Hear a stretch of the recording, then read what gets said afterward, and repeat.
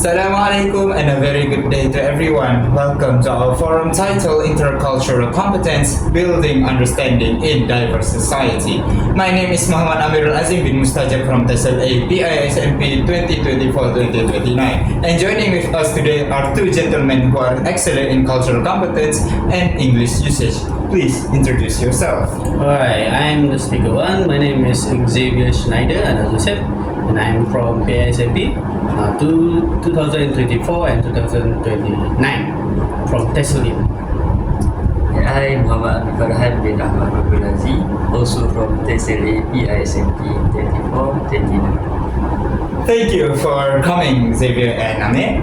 So, in today's globalized world, people interact across culture every single day, either in classroom, workplace, or even online spaces. Yet, misunderstandings still happens due to different miscommunication style, belief, and values and assumption.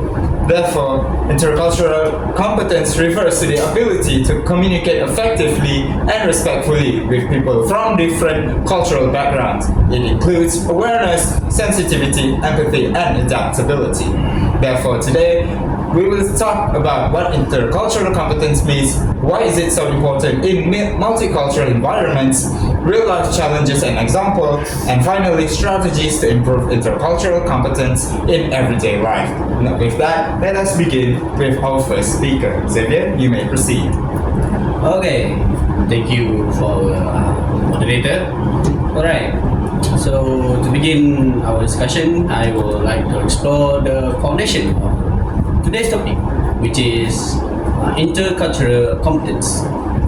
This term has gained significant attention in education, communication, and global workforce studies because it describes as an essential skill for functioning effectively in diverse environments.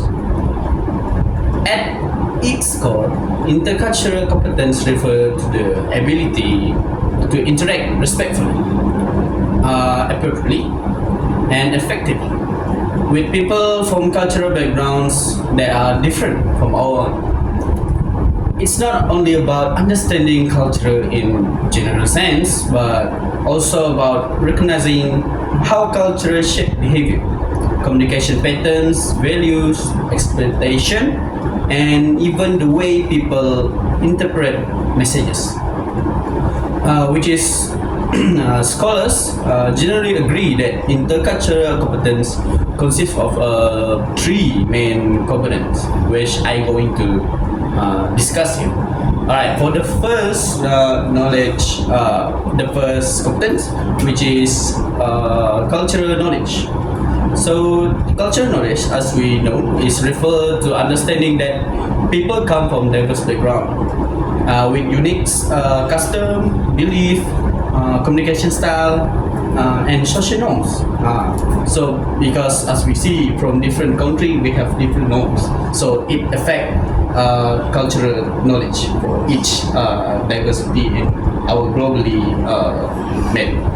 Then cultural knowledge means that we are being aware of gestures that may carry different meaning across cultures. For example, that from our own country, which is in Malaysia, we have Indian people that they're normal, our globally known for agreeing. Usually we're going to this right, like this right. Yes. But the Indian people, they're going to shake their head, which is globally it's said like seems like they say no, but actually they say yes. So that's the example of it. Then second is ideas of politeness very widely. From this, I might take example from Japan people. They bow to show gratitude. So it shows politeness. I doesn't say that other country doesn't have the same norm, but maybe different. But for this context, I will take from the Japanese people because they have so clear gesture of respect. So next is some cultures communicate directly while others values indirect expression. Okay. Then lastly is humor, idiom, and slang depend heavily on cultural context. Even in Malaysia itself, we have very diverse very diverse culture, very diverse people, very much we have different ethnic in Malaysia, not only in Peninsula but also in Sabah Sarawak. So the slang, it's very much affect in our country.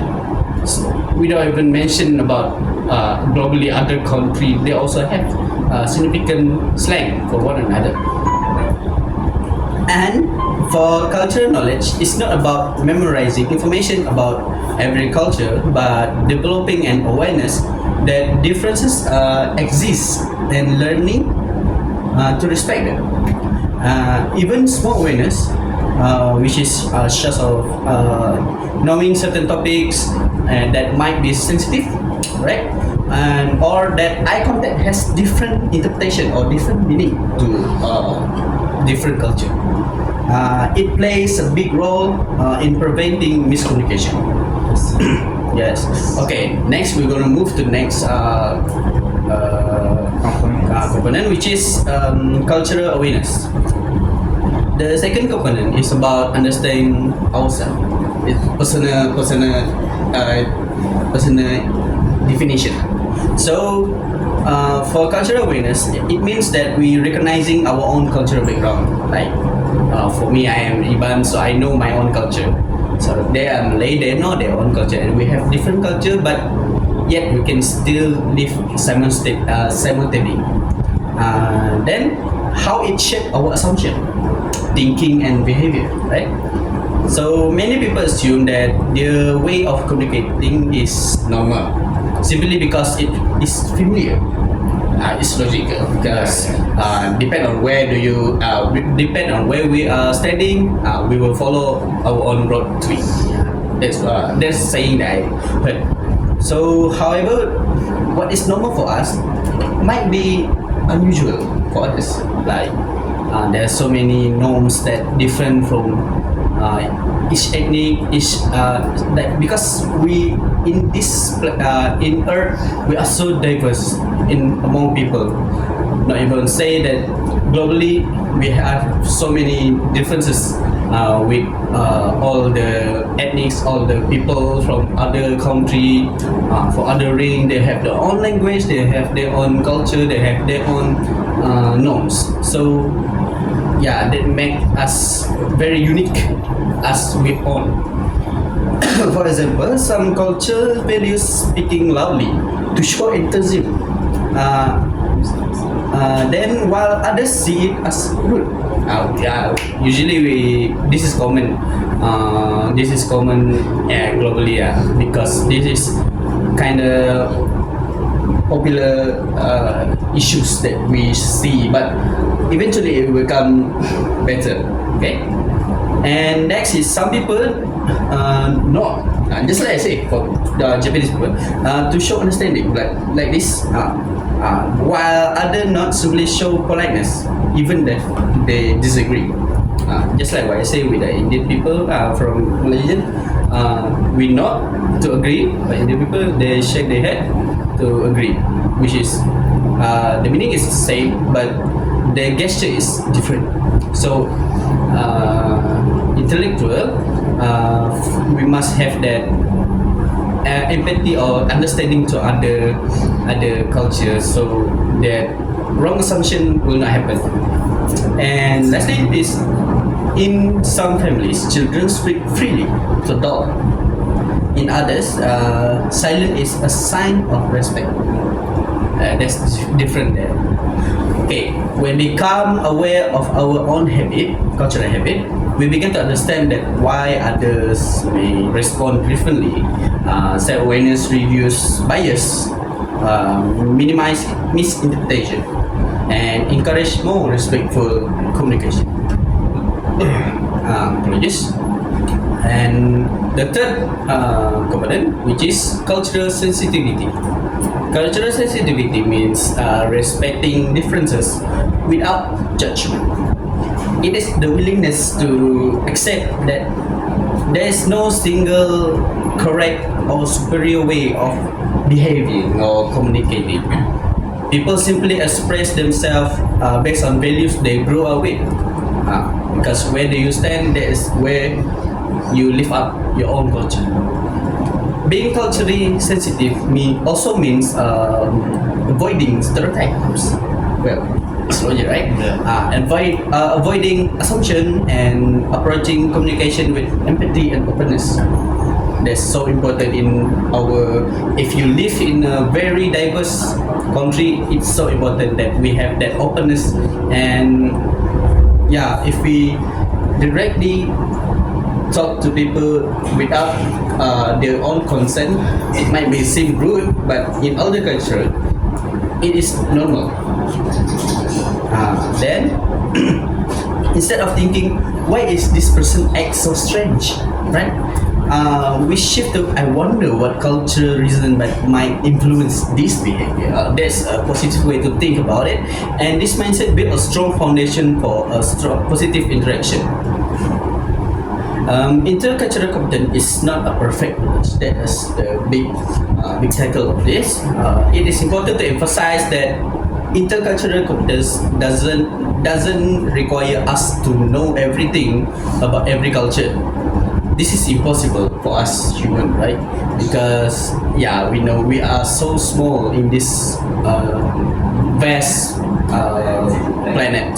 So all that we need to do is just being open-minded, be positive, right?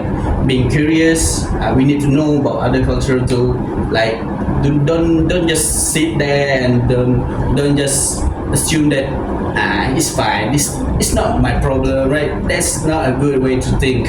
Like, curiosity is sometimes, even though it's dangerous, but sometimes curiosity is good in so much way. And of course, in curiosity, we must be respectful. Okay? Because if you don't respect others, it might turn in bad way. And other than that, we must be flexible to other cultural, to other norms, because it is what it is. We cannot change it. We cannot say that our culture is the best. I'm gonna say our culture is better than others. So, being willing to learn and adapt, that's the most important point of it. Because if we learn about others' culture, we can adapt. Like, for example, I am from Sarawak. I am from Iban tribe, one of the largest tribe from Sarawak, and my culture is so different from Malay's culture. But with a little bit of time, we getting to understand each other. We're getting to learn about each other culture, and they know about my own language. They know more about my own how they say like the festival. They know about our festival. They know about the Gawai festival. So they know about all our past story, our history, our how to understand each other. That's very important, because even myself, I still learning about their own culture. I like Malaysia because of that. But to put it in a simple term, intercultural competence is the ability to understand and communicate with people who are not like us or different. Different doesn't mean like physically different. I mean culturally different. Okay, it is the mindset of saying, "Oh, I want to understand you." That's rather than you should understand me. It's kind of right. So the relevance of the diverse society, this skill is especially important in diverse society like Malaysia. So I said earlier, even with the same country, culture norms differ widely between ethnics, between groups, states, community, and generation. For example, communication in Sabah, Sarawak tends to be more relaxed and indirect compared to some urban area, because mainly that we are still living in group, we living in a community. So we more to communicate to more relaxed style. So the difference in humor between Malaysian, Chinese, Malay, and Indian may cause unintentional offense if we don't understand it. But in Malaysia, it's normal to see a relationship of a friendship of these three different ethnic, these three different race, because Malaysia is so multi-diverse. You can see Malays sit down in cafe that the worker is Chinese and their friend are Indian, so they thought they have a communication skill there. So by that we can assume that Malaysia is so good in this interpretation. Even within the same ethnicity, traditional families and urban families often have contrast value. Traditional way is more to politeness, and for urban families it's more to practical. So simple and complex, just like that. And these differences shows that intercultural competence is not about interacting with foreigners. Because in Malaysia we have so many foreigners come from all over. It's kind of amusing to see. We can learn also about them, because I have seen a French guy before. He's so fun, even though I quite hard to understand his words, but we learn with them. It's kind of fun, and it's about understanding people in our own country. Before you learn about other country, it's better if you learn about your own country first, then you can explain to other people in other country, that you can explain to them more, you can show them, you can explain to them how does diversity work in Malaysia. And we also can say to our classroom, even if we as a teacher, we can teach it to our kids, right? And even within our own friend group, it's not wrong to talk about it, right? It's one of the good topic to talk about. And when we practice this intercultural competence, we reduce misunderstanding, strengthen our relationship, and promote greater social harmony. It helps create environments where everyone feels heard, respected, and included.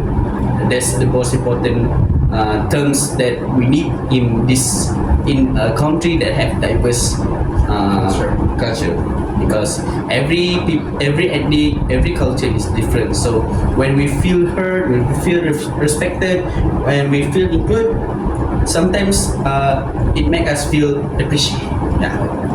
With that, I hope that my explanation give us a clear understanding of what intercultural competence is and why is it an essential skill in multicultural setting. And I think that's all for me so far. Okay, thank you. Okay, thank you, Xavier. Now let's go to the next topic, which is the real life challenges that people commonly face when interacting across culture. These challenges may seem small, but they can create significant misunderstanding, emotional discomfort, and even a long-term conflict if not handled carefully. Intercultural challenges usually arise because of the differences in language use, communication style, values, expectation, and even assumption that we are not aware that we are making. I will highlight several key issues that commonly appear in multicultural settings such as universities, workplaces, social groups, and online environment. The first one is different cultural knowledge and assumption. One of the most common issues occurs when people assume that others share the same cultural knowledge as they do. This includes shared humor, slang, memes, idioms, pop culture references, some social norms, and even historical knowledge. For example, some who frequently use Western slang, like if you guys might heard of this, like even the audience, the word low-key, bass, or even binge-worthy. I don't know if you guys ever heard this, but this is the first time I ever heard this word. This word may think are universally understood, However, individuals from different cultural or linguistic backgrounds may not recognize this expression at all. When this happens, the speaker that used this term may assume that the listener who listen to the speaker using these terms assume that the listener is slow, who don't know a lot of this term. However, the listener may feel embarrassed or feel excluded, which can lead to the communication become unequal and strained. This misunderstanding is not because either person is wrong or unintelligent. It is simply a difference in cultural exposure. Next, language barriers and unfamiliar expression. When people speak in the same language, cultural barriers still exist, whether you like it or not. This is especially true for English speaker in multicultural environment. For example, a student who learns English formally may struggle with slang, idiomatic phrases, metaphorical language, regional expression, or casual or fast speech. On the other hand, a native-like speaker may interpret the listener's confusion as a lack of interest or incompetence. This mismatch can easily create frustration on both sides. For instance, when someone says, "What's the vibe today?" or "He totally ate," the literal meaning does not match the intended meaning. If the listener is unfamiliar with these phrases, the conversation may collapse. You can also take, for instance, the conversation from American English to our Malaysian English. The way we speak is different from theirs. The way they use are more fast-paced or even use a lot of social norm, while meanwhile us are more to localized English, where we don't use fast English. We may use like a slow-paced English, which can help us even understand even better. Now let's look at the difference in verbal communication.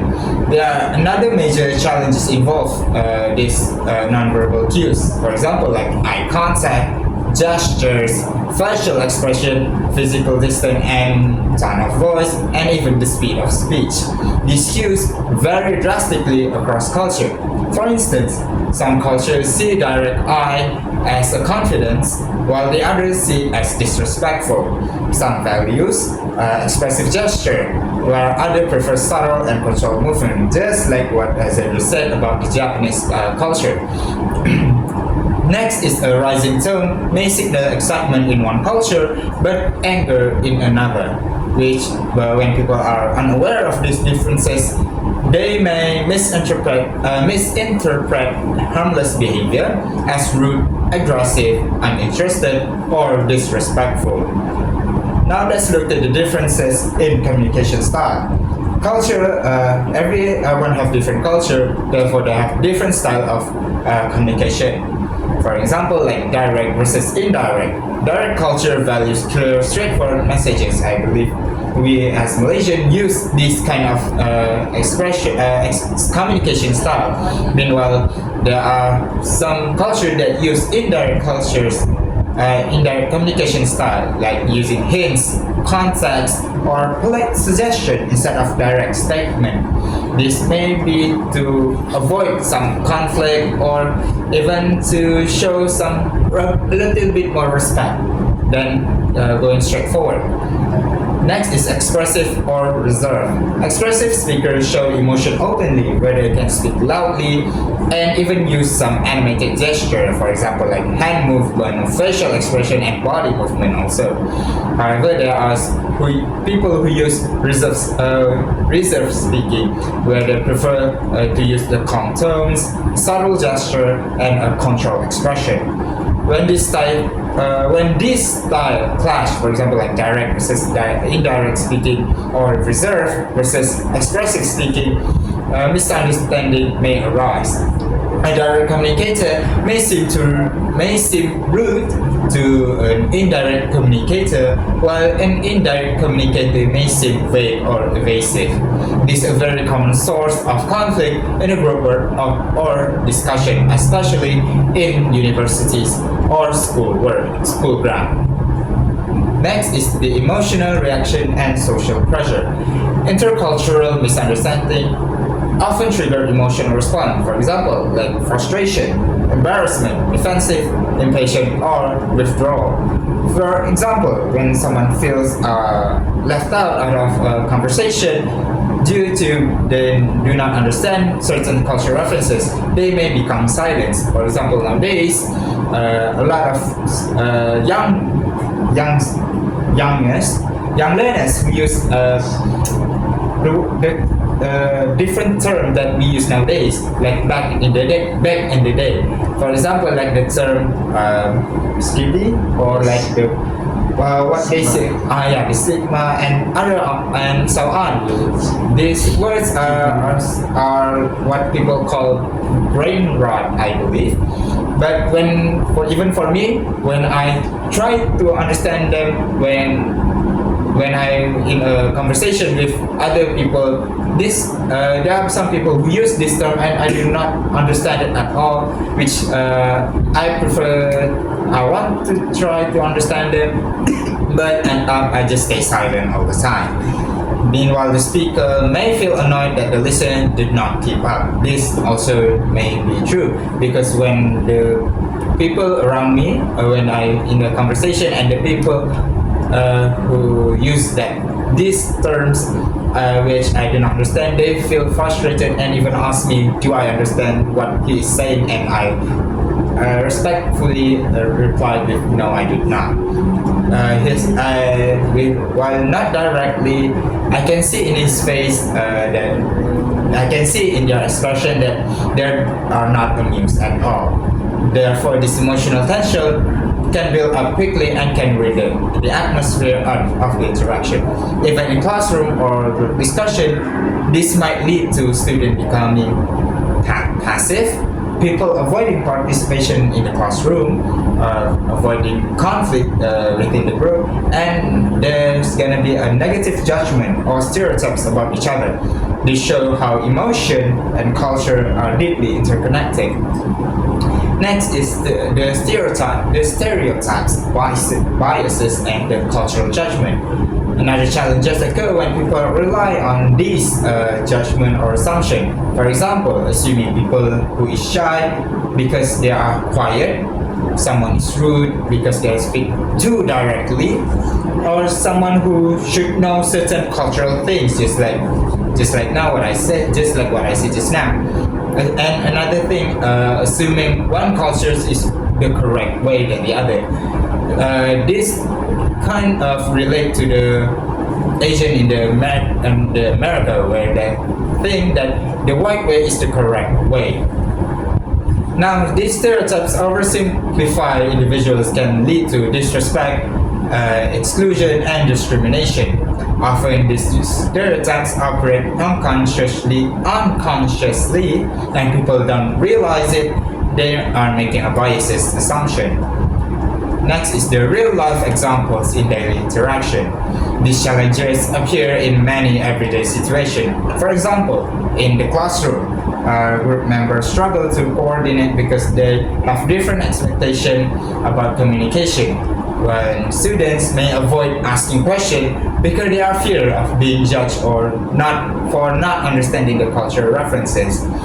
In group assignments, however, in one case, one member preferred direct feedback while other feels hurt when blunt by the blunt comments. Conflict can arise over tone, leadership style, or task distribution. The same goes to the workplace, where employees from different backgrounds may misinterpret instruction, tone, or even the emails that were given by the higher-ups. Cultural hierarchy and politeness norms vary, that may cause confusion. Other things is the online settings, where sarcasm, memes, and internet slang do not translate well across all culture. Some may understand it, but not all of them. Another thing is misunderstanding spread faster due to the lack of facial expression or the tone. This example shows that intercultural challenges are not rare, but common in every single day life. Everyday occurrence that affect communication in subtle but powerful ways.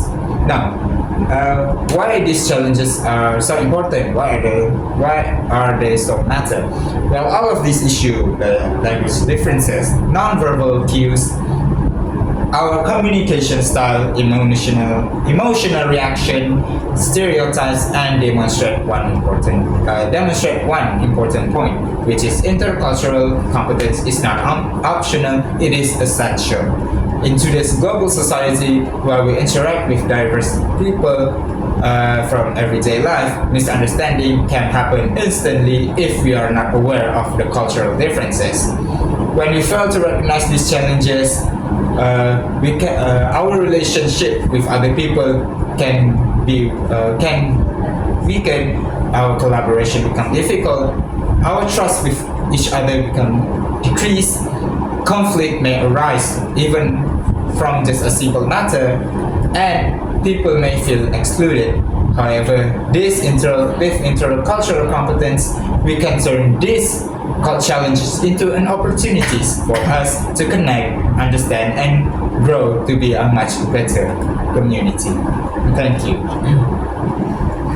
Now let's move on to the next speaker.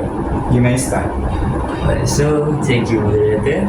So after we're done hearing about what intercultural competence is, and also the challenges that commonly arise in this multicultural competence, so we are going to see the most important part of this forum, which are how do we actually strengthen intercultural competence in our daily life. So it's not something that it takes overnight. It is a continuous process that requires awareness, effort, and also genuinely willingness from other people to understand other people from other races.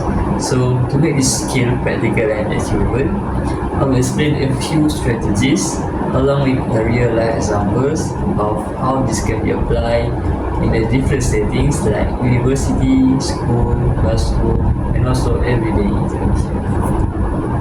So the first one is active listening.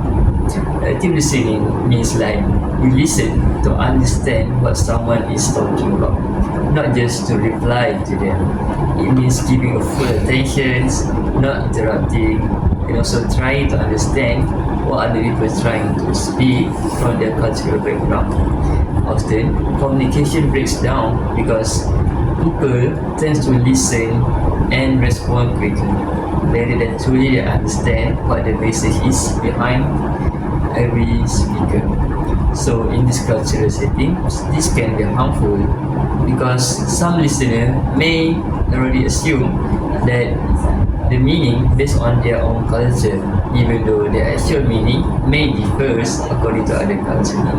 So this active listening often involves maintaining eye contact is appropriate for their culture. The second one is nodding or giving verbal confirmation. In this way, it can show that we are truly listening to the speaker content and also show that we understand it. The third one is asking clarification question. So if we have some misunderstanding or some unclear things that we want to ask, be straightforward and ask it. Don't let it just be like that because it can cause misinformation and can lead to other bad things. So the last one is avoiding premature judgments, like using gestures like what are you trying to speak, like I don't understand this. So you need to avoid doing that so that the speakers can continue to try explain his content to other people. For example, if someone paused for a long time before answering, some culture may interpret this as uncertainty, like they don't understand. However, in also other culture, pausing is a sign of respect and careful thinking before saying other words. So by doing active listening, it can help us avoid misinterpreting these differences. Next one is cultural curiosity. So what is it? It is the willingness to learn about other cultures beyond our own. So it's about our willingness, not because of other people told us to, but it is ourselves that we want to learn about other culture.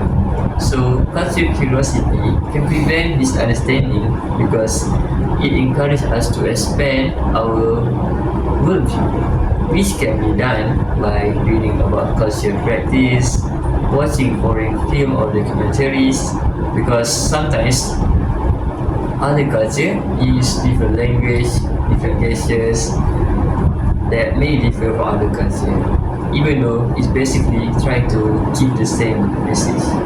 The one is following global news, asking friends to share about their traditions, like my friend here is from Iban Sarawak, so I quite often asking about what they usually do during their festival, what are their traditional food and so on. So the last one is exploring festival, foods or literature, because some of us doesn't even know that our country has some many different kind of food and festivals, because we have so many culture and races over here. So by exploring this, we can appreciate it more and also maybe try this festival food and so on. So the goal is not to become an expert in every culture, but at least to develop an attitude of openness, to at least know a bit about each culture. Because when we're curious, then being judgmental, we show respect and also interest that can immediately improve communication. For example, learning why certain communities avoid direct confrontation or why certain gestures are considered rude or impolite can help us communicate more appropriately and avoid doing that when we're talking to other people. So the third one is avoiding stereotype and suspending assumption. So stereotype is making a raw assumption about other races, even though sometimes the assumption is wrong, it's totally wrong. But we tend to make an early assumption because maybe we have read about it or hear other people talk bad about it, even though it's actually really wrong. So it's induced individual to oversimplify generalizations, such as people from this culture are always quiet, or people from that background always talk in a loud voice, or this group is lazy people and also this group is aggressive. So such thinking creates invisible walls between people. It prevents us to talk to them because we assume that they are like this, they are aggressive. So when that happens, we tend to not even talk to them. So to strengthen this intercultural competence, you need to treat individuals as unique human beings, not as just representative of their race or nationality. Suspending assumption means asking instead of assuming, observing behavior without jumping to conclusion, giving people the benefit of the doubt. So by doing this, we can see that what their behavior is not really what they are meant, what people talk about them. Sometimes it's just that it was an early interpretation that tends to be a misinformation. So when we replace assumption with curiosity, it can reduce offense, misunderstanding, and also unnecessary conflict. The fourth one is adapting to communication style. So adaptability is we adapt to the way we talk, the way we use gestures, depending on the settings and also the people. So it may involve using simpler and clearer language, because some native people, they may not understand if you use a complex word. So by using this simpler word, we can make our message can be understandable. Second one, avoiding unfamiliar slang, idiom or pop culture term. Same with the first one. In this modern world, there are a lot of new words, a lot of pop culture terms that maybe some of people doesn't even understand. So you can try to avoid saying that, using that in our conversation to avoid misinformation. Third one, adjusting tone, speed or volume. So we actually need to speak a lot slower, use a slower pace to make sure that the other people can understand what we are speaking, because if we speak too fast, some of them cannot even understand or cannot even catch the word that we are trying to speak. Last one, being mindful of non-verbal cues, like when people go down or also nod their head, so we need to be mindful of that and take it as a message that they understand or they want to respect you. So this does not mean changing our identity, but being respectful and considerate. So this adaptability is especially important in group discussion where members may have different cultural norms regarding to their politeness, assertiveness, and also creativity. So the fifth strategy is empathy, patience, and also emotional awareness. So intercultural competence is not only an intellectual skill, it's also an emotional one. We need empathy, like the ability to put ourselves in other people's perspective. Like we try to feel what other people is feeling right now if we put ourselves in their positions. So by having this empathy, it can allow us to understand why a person react differently, because sometimes they may go through different things that we cannot even think about, which is as a result making them to act like that. The second one is appreciate differences without judgment. So other people may have another differences, another gestures, another slang. So what we can do is we respect them and don't judge what they are doing. Last one, you respond with kindness instead of irritation. So anything that we hear or see, try to respond with kindness, because it can prevent from unnecessary trouble and also unnecessary assumption. So patience is also equally important, because when someone struggles to accept them to express themselves due to the language barriers or also cultural differences, showing patience can make them feel, oh, this guy can wait, this guy understand me, and make them feel respected and also safe to talk about something that they want to talk. So emotional awareness can help us to recognize our own reaction, because sometimes frustration or confusion arise not because the other person is wrong, but because we are not used to their cultural behavior. So by recognizing this, we can avoid us to having an emotional escalation. The sixth one is using clarification instead of judgment.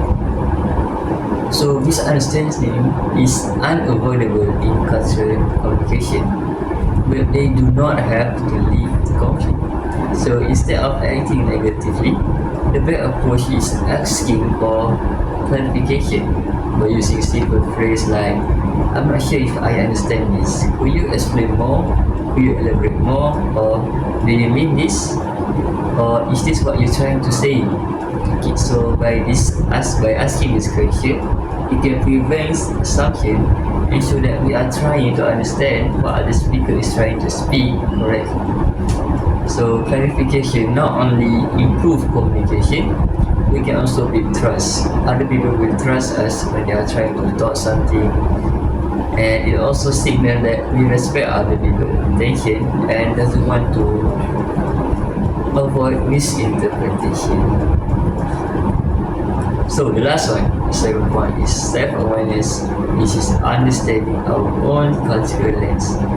So we often forget that we view the world through a cultural lens shaped by our upbringing, tradition, value, and also environment. So self-awareness is often involved recognizing our own communication style, that we know how we speak, we know our pace, we know our gestures, and we need to know how we can use it when talking to other people. we're also understanding our automatic reaction, like maybe nodding, maybe asking question. And also the last one is identifying our cultural biases, because maybe in our own culture there are some biases about other culture, like we tend to think that other culture is like this, other culture is bad. So we need to understand that so that we can avoid that to happen. So last one is being honest about our assumptions. Like when we are talking to other people that we have a stereotype to it, maybe we can ask, is it true that you all are like this? So when being honest, you can show that we are trying to understand it, not like just making a judgment to them. And it can clear our understanding after we know that they are not like that based on their answer. So when we can understand ourselves, we can better understand why we react to others in a certain way. So self-awareness can create humility, reduce cultural arrogance, and the belief that our way is the correct way, because every other way is also the correct way in their own. So with self-awareness, we can become more adaptable and also open-minded to other culture. We are open to receive new idea, receive new thing, receive new words from other people. So together, this strategy, active listening, curiosity, stereotype, adaptability, and so on, it can, when we apply this consistently, we can reduce misunderstanding, improve collaboration, communicate respectfully other people, build meaningful relationship, and also create a more inclusive environment. And most importantly, it can help us appreciate the diversity in our country rather than feel threatened or confused by it. And it also transform interaction from a potential conflict into opportunity to learn about new things, to connect with new people, and also to grow the other people. So I think that's all for me. Okay, thank you both Xavier and Amir. Now we'll go to the Q&A, short Q&A session. We have requested some people from the audience that are watching this right now to ask the speakers some question from this live right now. And right now we already have a couple of questions. The first question, how can intercultural competence help reduce conflict in a diverse society? Xavier, if you may. Oh, alright. So for this question, thank you, first of all. Actually, intercultural competence encourage understanding, just like what I say, it's encourage respect and it's encourage empathy, which reduces assumption and misinterpretation. When individuals understand differences in values or communication style, they are less likely to react negatively. This will preventing conflict, misunderstood. So yeah, it actually can save us from direct misunderstanding. Okay, thank you for your answer. Yeah. Now let's look at another question from another person. What should we do if someone misinterprets our cultural behavior? I think she can answer this question herself. What can I suggest for you is to remain calm, explain politely, and clarify the intention behind your action. At the same time, try to understand their perspective. Different people have different culture, therefore they have different kind of understanding. Mutual respect help resolve this misunderstanding effectively. I hope this answers your question. Now let's look at the final question. Is intercultural competence only important when interacting with foreigners? Amir, I think you may answer this. Actually, the answer is not at all, because even some people from the same country have a different cultural norm depending on where they stay or with who they are living with. In Malaysia, for example, communication style different between ethnicities, states, family backgrounds. So therefore, it's not only limited to foreigners, but it's open to other people, and it is relevant everywhere to be using this intercultural competence. Thank you, Amir. Then, now let's go to the conclusion for the night. To conclude, this intercultural competence is not just a concept, it is a practical skill for everyday life. It helps us to communicate respectfully, avoid misunderstanding, build stronger connection, and create harmony in multicultural environments. By practicing this awareness, empathy, and adaptability, we can become more effective communicators and be more responsible members of the society. With that, thank you for joining our forum, and we hope this session encourage everyone to appreciate cultural differences and communicate with open mind. With that, we thank you for watching, and we hope to see you again next time. See you later.